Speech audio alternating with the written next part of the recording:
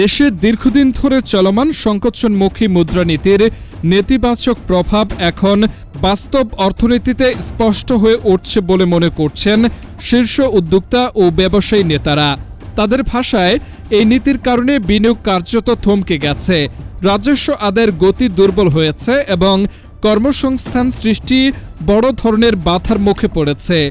ব্যবসায়ীরা বলছেন, ঠিক এমন এক সময়ে অর্থনীতি এই চাপে পড়েছে যখন বাংলাদেশ স্বল্পোন্নত দেশের তালিকা থেকে উন্নয়নশীল দেশে উত্তরণের সংবেদনশীল পর্যায়ে রয়েছে। এলডিসি উত্তরণের সঙ্গে যুক্ত সম্ভাব্য ঝুঁকি ও চ্যালেঞ্জ নিয়ে তারা বিভিন্ন ফোরাম, বৈঠক ও আলোচনায় সরকারের দৃষ্টি আকর্ষণের চেষ্টা করলেও নীতি নির্ধারণে তার প্রতিফলন দেখা যাচ্ছে না।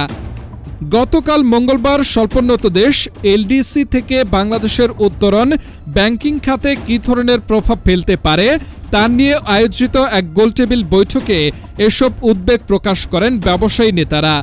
রাজধানীর বনানীর একটি হোটেলে international chamber of commerce Bangladesh ICCB আয়োজিত এ অনুষ্ঠানে প্রধান অতিথি ছিলেন বাংলাদেশ ব্যাংকের governor doctor Ahsan H Mansur.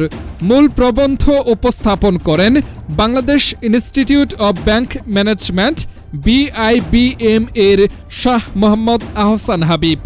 আলোচনায় এফবিসিসিআই এর সাবেক সভাপতি AK আজাদ বলেন, সংকোচনমুখী মুদ্রানীতির ফলে সুদহার বেড়ে যাওয়ায় বিনিয়োগ ও কর্মসংস্থানে বড় ধাক্কা লেগেছে। তার দাবি, ইতিমধ্যে প্রায় 12 লাখ মানুষ চাকরি হারিয়েছেন।